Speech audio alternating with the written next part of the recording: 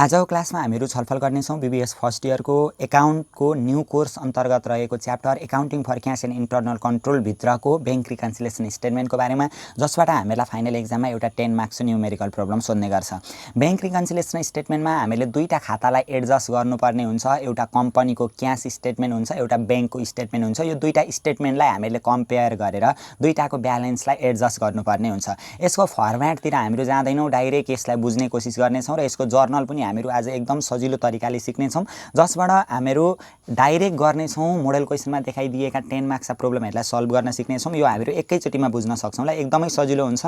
हामीलाई दुईटा स्टेटमेन्ट दिएको हुन्छ, एउटा बैंकको स्टेटमेन्ट दिएको हुन्छ, अनि त्यो बैंकको स्टेटमेन्टमा देखिएको ब्यालेन्स छ नि, त्यो ब्यालेन्सलाई चाहिँ हामीले कम्पनीको क्यास स्टेटमेन्टमा लगेर कम्पेयर गर्नुपर्ने हुन्छ क्या, अथवा कम्पनीको क्यास स्टेटमेन्टलाई लगेर त्यो बैंकको स्टेटमेन्टसित हामीहरू कम्पेयर गर्छौँ। दुईटा खातालाई कम्पेयर गरेर हामीहरू यहाँनिर एडजस्टेड ब्यालेन्स निकाल्ने काम गर्छौँ। क्वेसनमा हामीलाई भनेको छ अत्यन्तै सजिलो हुन्छ यो, यसमा धेरै केही कुरा बुझ्नु पनि पर्दैन। हामीलाई यो गर्दै जाँदाखेरि सजिलो हुन्छ, हामीहरू हिसाबबाट यो सबै कुरा बुझिहाल्छौँ। क्वेसनले के भनेको छ, 1 नम्बर मोडल क्वेसनमा देखाइदिएको छ हामीलाई 1 नम्बरमा the following information available for Samjhana company on चैत्र 31 र 2076 भनेको छ नि। सम्झना कम्पनीको चैत्र 2076 को चैत्र 31 को यहाँनिर हामीलाई इन्फर्मेसनहरू दिएको छ। फर्स्टमा हामीलाई दिएको छ balance as per company records भनेको छ क्या, कम्पनीको रेकर्ड्स अनुसार देखिएको ब्यालेन्स हामीलाई 8000 दिएको रहेछ। अघि हामीले डिस्कस गऱ्यौँ नि, यहाँनिर जम्मा दुईटा स्टेटमेन्ट हुन्छ। एउटा कम्पनीको स्टेटमेन्टमा देखिएको ब्यालेन्स हुन्छ, कम्पनीले राखेको रेकर्ड हुन्छ। एउटा चाहिँ त्यो बैंकको स्टेटमेन्ट हुन्छ क्या, बैंकले राखेको रेकर्ड हुन्छ। त्यो दुईटाको ब्यालेन्समा फरक पर्छ क्या, कहिलेकाहीँ विभिन्न कारणवशले फरक परेको हुन्छ। त्यो दुईटालाई चाहिँ हामीले मिलाउने काम चाहिँ यहाँनिर गर्छौँ क्या, रिकन्साइल गर्छौँ। यहाँनिर balance as per company record भनेको छ नि, कम्पनीले राखेको रेकर्ड अनुसार देखिएको ब्यालेन्स रहेछ जम्मा 8000 क्वेसनले भनेको छ। अनि अर्को अनडिपोजिटेड चैत्र 31 चेक भनेको छ नि। अनडिपोजिटेड भनेको डिपोजिटेड हुन बाँकी चेक रहेछ क्या, डिपोजिट नभएको रहेछ क्या, डिपोजिट हुन बाँकी नै रहेछ। डिपोजिट चाहिँ गर्न पठाएको रहेछ तर बैंकले चाहिँ जम्मा गरेको रहेन रहेछ भन्न खोजेको। जस्ट हामीहरू यसको यो पहिले बुझौँ मात्रै, एकछिनमा हिसाब गर्दाखेरि हामीहरू मिनिङ अनुसार नै चल्छौँ। बैंक सर्भिस चार्ज फर चैत्र ₹100 भनेको छ नि, बैंकले सर्भिस चार्ज लियो अरे क्या, बैंकले सर्भिस सेवा दिए बापत चार्ज पनि त लिन्छ नि त, ₹100 लिएको रहेछ। अर्को आउटस्ट्यान्डिङ चेक भनेको छ नि 3900 फर चैत्र भनेको छ नि। आउटस्ट्यान्डिङ चेक भनेको चाहिँ कम्पनीले चेक काटेको हुन्छ होइन, कम्पनीले चेक काटेको हुन्छ तर बैंकले चाहिँ त्यो चेकको पैसा दिएको हुँदैन क्या। कम्पनीले चेक काट्ने बित्तिकै कम्पनीमा आफ्नो ब्यालेन्स घटाएको देखाएको हुन्छ, तर बैंकले चाहिँ नदिएको कारणले गर्दा बैंकमा पैसा घटेको हुँदैन, आउटस्ट्यान्डिङ चेक भनेको। अर्को bill receivable collected by the bank भनेको छ नि, बैंकले चाहिँ बिल रिसिएबल कलेक्टेड गरिदियो अरे क्या। रेकर्डेड बुक्स ₹1000 कलेक्ट गरिदिएको रहेछ। अनि त्यो बिल रिसिएबल हामीले पाउन बाँकी बिल्सहरू हुन्छन् नि, त्यो बिल्सबाट हेरौँ त, इन्ट्रेस्ट अन द प्रिसेन्डिङ बिल्स भनेको छ नि, प्रिसिडिङ बिल भनेर दिएको रहेछ। इन्ट्रेस्ट पनि रिसिभ भएको रहेछ क्या, त्यो हामीले अगाडि पाउनुपर्ने बिलहरू हुन्छ नि, त्यो बिलबाट इन्ट्रेस्ट पनि कलेक्टेड गरिदिएको रहेछ बैंकले। कति गरिदिएको रहेछ, 200। बैंक स्टेटमेन्ट ब्यालेन्स भनेर 10,000 दिएको छ हामीलाई ल। अघि हामीले भन्यौँ नि, यहाँ जम्मा दुईटा स्टेटमेन्ट हुन्छ, एउटा बैंकको स्टेटमेन्ट हुन्छ, एउटा कम्पनीको स्टेटमेन्ट हुन्छ क्या। त्यो दुईटा ब्यालेन्समा चाहिँ फरक परेको हुन्छ, त्यो दुईटा ब्यालेन्सलाई चाहिँ हामीले एडजस्ट गर्नुपर्ने हुन्छ। एउटा हामीलाई कम्पनीले रेकर्ड गरेको ब्यालेन्स 8000 दिएको छ होइन, अर्को बैंकको स्टेटमेन्टले देखाएको ब्यालेन्स 10000 दिएको छ नि। दुईटा त आपसमा फरक छ नि त। फरक पर्नुको कारण के हो, यहाँ विविध ट्रान्जेक्सनहरू छन् क्या, यो ट्रान्जेक्सनको कारणले गर्दा दुईटाको ब्यालेन्समा फरक परेको। हामीले त्यसलाई एडजस्ट गर्नु पर्यो क्या, दुईटाको ब्यालेन्स एउटै देखिनु पर्यो क्या। मेरो बैंकमा खातामा पैसा जति छ मेरो रेकर्ड पनि त्यति नै हुनु पर्यो क्या। बैंक खातामा पैसा मेरो 1 लाख छ भने मैले चाहिँ घरमा आएर मेरो त बैंक खातामा पैसा 2 लाख पो छ भनेर राख्न पाइँदैन क्या। बैंकमा एक्चुअल जति ब्यालेन्स छ मैले राख्ने रेकर्डमा पनि त्यही देखिनु पर्यो। अथवा मेरो रेकर्ड अनुसार जति छ नि, बैंकमा मैले एक्चुअल जति पैसा राखेको छु त्यही अनुसारले रेकर्ड मैले आफ्नो राखेको छु भने बैंकमा पनि मेरो पैसा त्यति नै देखिनु पर्यो क्या, त्यो दुईटा डिफ्रेन्ट हुन पाइएन। क्वेसनले हामीलाई के भनेको छ, अब हामीहरू गर्न जान्छौँ ल। यसको फर्म्याट हामीले भर्टिकल सेप अथवा होराइजेन्टल सेप जस्तो बनाउँदा पनि हुन्छ। फर्म्याटको हामीहरूको माथि हुन्छ टपिक्समा बैंक रिकन्सिलिएसन स्टेटमेन्ट भनेर लेख्छौँ हामीहरू, एज अन 31 चैत्र 2076 भनेर लेख्छौँ। हामीहरूको यतापट्टि लेख्छौँ adjustment of bank statement balance भनेर लेख्छौँ, बैंक स्टेटमेन्ट ब्यालेन्सलाई एडजस्ट गर्दैछौँ भनेर हामीहरू यहाँनिर लेख्छौँ। एमाउन्ट रुपिज भनेर यहाँनिर लेख्छौँ। अनि अर्को adjustment of cash book balance भनेर लेख्छौँ क्या, कम्पनीको क्यास ब्यालेन्सलाई क्यास बुकको ब्यालेन्सलाई हामीहरू एडजस्ट गर्दैछौँ त्यो यतापट्टि लेख्छौँ यहाँनिर एमाउन्ट रुपिज अब यहाँ ध्यान दिउँ ल एउटा पोइन्ट हामीहरू के बुझौँ भने कस्तो ब्यालेन्सलाई चाहिँ हामीहरू बैंक स्टेटमेन्टमा लगेर एडजस्ट गर्छौँ त भनेदेखि जुन चाहिँ हामीहरूको नि ध्यान दिउँ जम्मा दुईटा खाता हुन्छ हैन एउटा बैंकले देखाएको स्टेटमेन्ट हुन्छ एउटा हामीहरूको क्याशमा देखिएको स्टेटमेन्ट हुन्छ क्या कम्पनीको क्याशको रेकर्डमा देखिएको स्टेटमेन्ट हुन्छ यो दुईटा स्टेटमेन्टलाई हामीहरूले नि मिलान गर्नु पर्यो क्या रिकन्साइल गर्नु पर्यो अब कस्तो आइटमहरू चाहिँ हामीले बैंकमा लगेर रिकन्साइल गर्ने हो त बैंकमा लगेर कस्तो आइटमहरू चाहिँ एडजस्ट गर्ने हो त भनेदेखि जुन अलरेडी हामीहरूको क्याशमा नि अलरेडी कम्पनीको क्याश रेकर्डमा एडजस्ट भइसकेको छ भने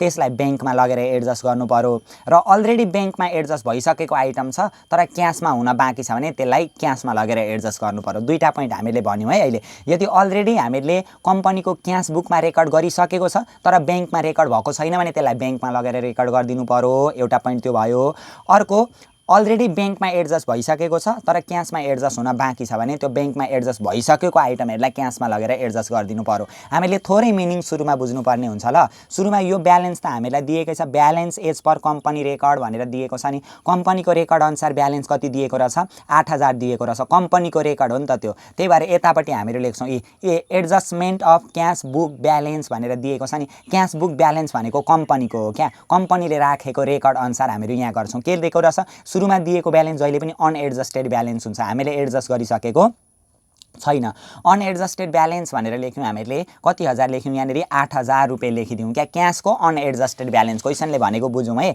balance as per company record भनेको छ नि कम्पनीको रेकर्ड अनुसार देखिएको ब्यालेन्स भनेको कम्पनीले राखेको ब्यालेन्स कम्पनीको रेकर्डमा भएको ब्यालेन्स भनेको के हो कम्पनीले त बैंकमा गएर त रेकर्ड राख्दिने होइन नि त आफ्नो क्याश बुकमा रेकर्ड राख्ने हो नि त त्यही भएर अनएडजस्टेड यसमा हामीले लेख्यौँ अनएडजस्टेड ब्यालेन्स भनेर लेख्यौँ कति राखेको रहेछ 8000 राखेको रहेछ बैंकले पनि त राखेको रहेछ बैंकको स्टेटमेन्टले देखाएको ब्यालेन्स कति छ 10000 यो पनि अनएडजस्टेड हो क्या हामीले लेख्यौँ यहाँनिर के लेख्यौँ अनएडजस्टेड ब्यालेन्स भनेको बैंकको स्टेटमेन्टतिर कति लेख्यौँ 10000 यसरी लेख्नु पर्यो त्यहाँभन्दा पछाडि हेरौँ है यो दुईटा पोइन्ट त हामीहरूको भइहाल्यो दुईटा पोइन्ट 6वटामा दुईटा पोइन्ट भयो भने अब हामीले जम्मा 4वटा पोइन्टलाई एडजस्ट गर्नुपर्ने हुन्छ अब यहाँ हेरौँ जस्तै यहाँ भनेको छ नि अनडिपोजिटेड चैत्र 31 चेक 3000 भनेको छ नि अनडिपोजिटेड भनेको डिपोजिटेड हुन बाँकी क्या डिपोजिट गर्न चाहिँ पठाएको रहेछ डिपोजिट गर्न कसले पठाउने हो त ग्राहकले पठाउने हो नि त ग्राहक भनेको कम्पनी हो क्या यहाँनिर हामीले हेर्नुपर्ने भनेको कम्पनीले डिपोजिट गर्न पठाएको रहेछ होइन बैंकले त डिपोजिट गर्न कम्पनीमा त पठाउँदैन नि त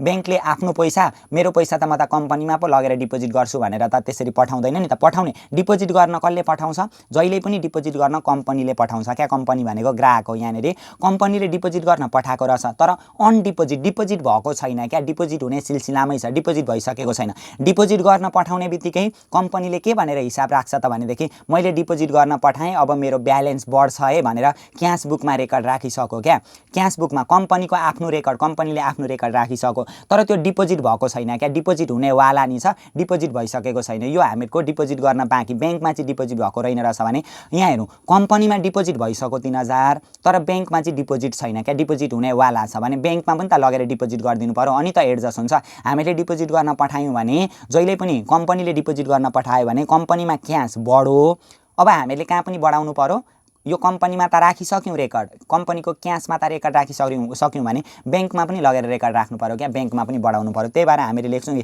डिपोजिट इन ट्रान्जिट्स भनेको यो यतापट्टि अलरेडी बढिसकेको हुन्छ यो क्याशतिर कम्पनीको क्याशतिर अलरेडी बढिसकेको हुन्छ अब हामीले कहाँ लगेर बढाउनु पर्यो बैंकमा लगेर बढाउनु पर्यो क्या त्यही भएर यता हेरौँ त बैंकको स्टेटमेन्टमा adjustment of bank statement balance भनेर हामीले अनएडजस्टेड ब्यालेन्स अघि 10000 लेखेका थियौँ नि त्यसमा एउटा अनडिपोजिट ब्यालेन्स रहेछ क्या डिपोजिट भएको रहेन रहेछ अब त्यसलाई के गरिदिनु पर्यो डिपोजिट गरिदिनु पर्यो कम्पनीले चाहिँ डिपोजिट गर्न पठाइसकेको तर बैंकमा चाहिँ डिपोजिट भइसकेको छैन क्या डिपोजिट हुने सिलसिलामै छ डिपोजिट इन ट्रान्जिट्स भनेको डिपोजिट हुन्छ अब हामीले पठाएको मात्रै छ तर बैंकमा पुगेको छैन अथवा बैंकले पुगे पनि डिपोजिट गरेको छैन क्या त्यसलाई भनिन्छ डिपोजिट इन ट्रान्जिट्स भनिन्छ ल अनडिपोजिटेड चेक भनेको त्यस्तो हुन्छ अर्को बैंक सर्भिस चार्ज भनेको छ नि बैंकले सर्भिस चार्ज लियो अरे ध्यान दिउँ ल यो मिनिङ बुझ्यौँ भने हामीहरू सकिहाल्छौँ बैंक सर्भिस चार्ज भनेको छ नि बैंकले सर्भिस चार्ज लियो अरे बैंकले सर्भिस चार्ज लिँदा कहाँनिर पैसा घटाउँछ कम्पनीको खाता बैंकमा हुन्छ त्यही बैंकमा भएको कम्पनीको खाताबाट पैसा घटाइदिन्छ क्या बैंकले ध्यान दिउँ है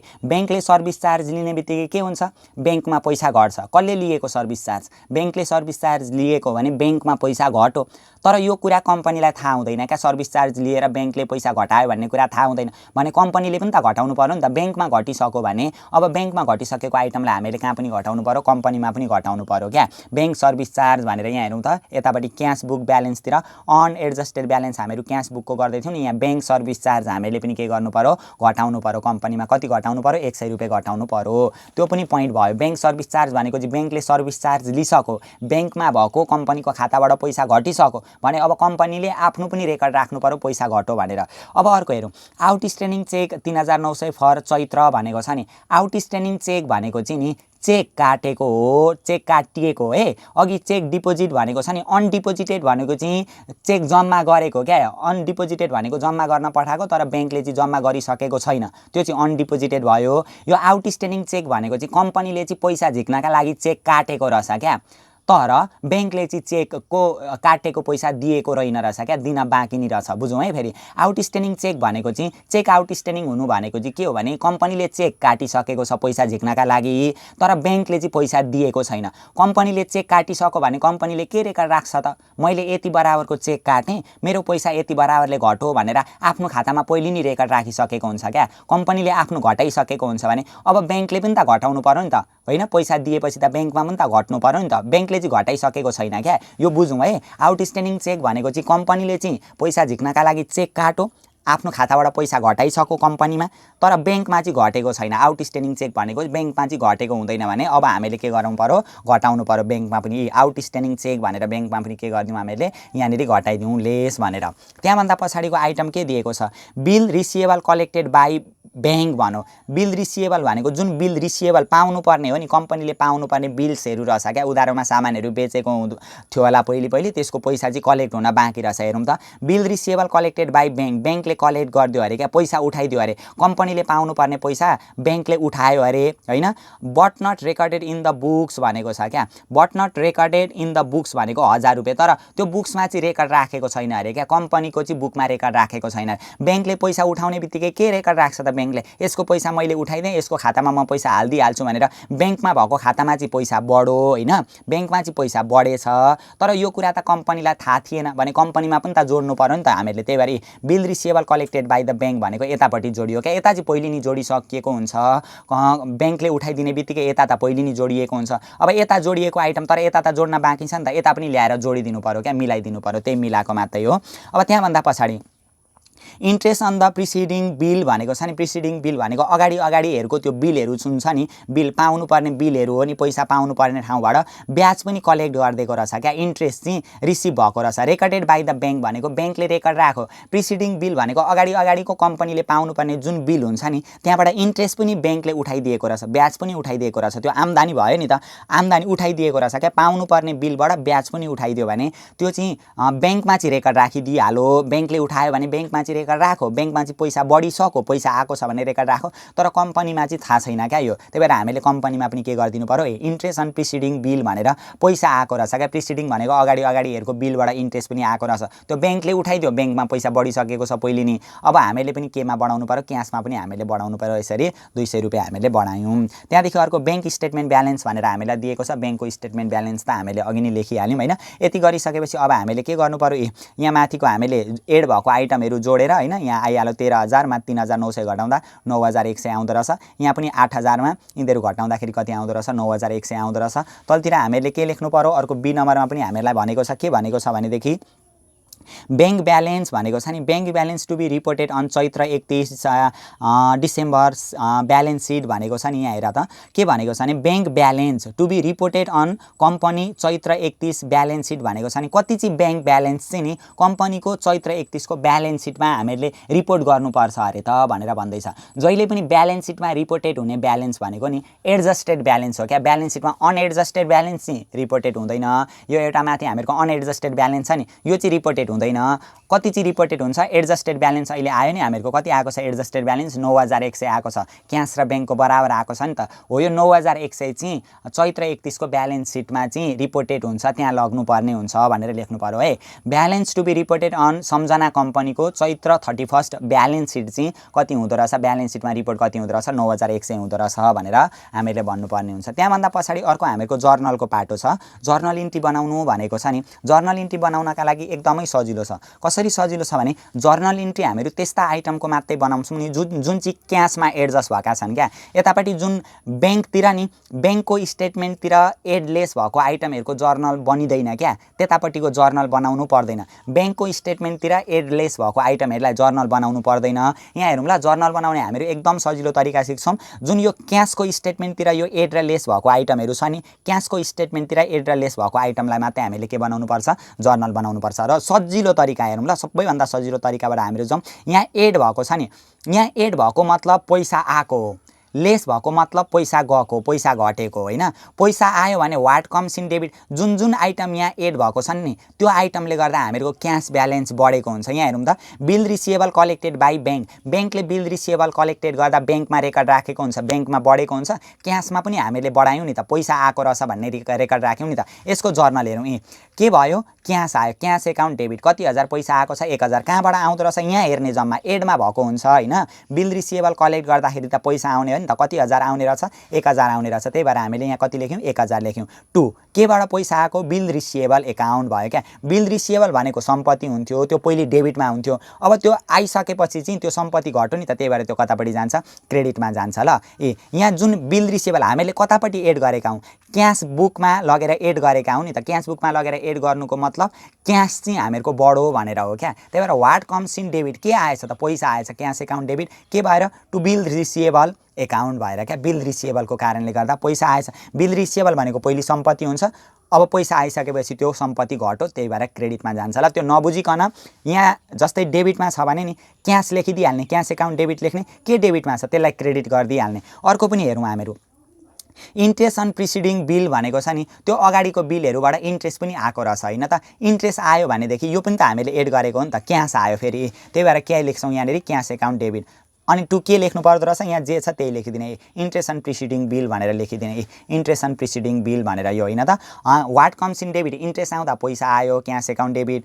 to all income and gain account credit, के भएर पैसा आयो त, इन्ट्रेस्ट आम्दानी भएर चाहिँ पैसा आएको हो, त्यसरी हामीले लेख्नुपर्ने हुन्छ। अब यो एडमा त भयो, यो जुन लेसमा छ नि ब्याङ्क सर्भिस चार्ज, यो लेसमा भएको चाहिँ पैसा घटेको क्या, पैसालाई हामीले कतापट्टि लेख्नुपर्छ, अघि एडमा भएकोले पैसा बढ्यो त्यही भएर क्यास एकाउन्ट डेबिट भयो, लेसमा भएकोले पैसा घट्यो, क्यास कतापट्टि हुने रहेछ, क्रेडिटतिर हुने रहेछ। त्यही भएर हामीले के लेख्यौँ, क्यास कतापट्टि लेख्यौँ, क्रेडिटमा। के भएर क्यास क्रेडिटमा भयो, ब्याङ्क सर्भिस चार्ज क्या, चार्ज भनेको खर्च हो नि त, खर्च भयो भने यसरी डेबिटमा लेख्नु पर्यो ल। All expenses and losses account debit हो। यसरी हामीहरू यो ब्याङ्क रिकन्सिलिएसन स्टेटमेन्ट यानि कि accounting for cash and internal कन्ट्रोलबाट सोध्ने प्रब्लमहरूलाई सल्भ गर्न सक्छौँ। यहाँभन्दा पछाडिको क्लासमा पनि हामीहरू यो accounting for cash and internal कन्ट्रोलसित रिलेटेड मोडेल क्वेसनमा देखाइदिएका 2, 3, 4 नम्बरको र एउटा ओभरड्राफ्टको सिचुएसनवाला एउटा क्वेसन पनि हामीहरू सल्भ गर्दै जानेछौँ। च्यानलमा रहिरहनका लागि च्यानललाई सब्सक्राइब गर्नुहोस् र नजिकै रहेको बेल आइकनलाई पनि दबाइदिनुहोस्, ताकि हामीहरूले अपलोड गर्ने पाठ्यक्रमसँग सम्बन्धित नयाँ भिडियोहरू तपाईँहरूले तुरुन्त प्राप्त गर्न सक्नुहोस्। साथै यो भिडियोलाई सम्पूर्ण फर्स्ट इयरमा अध्ययन गर्ने साथीहरू समक्ष सेयर पनि गर्नुहोस्,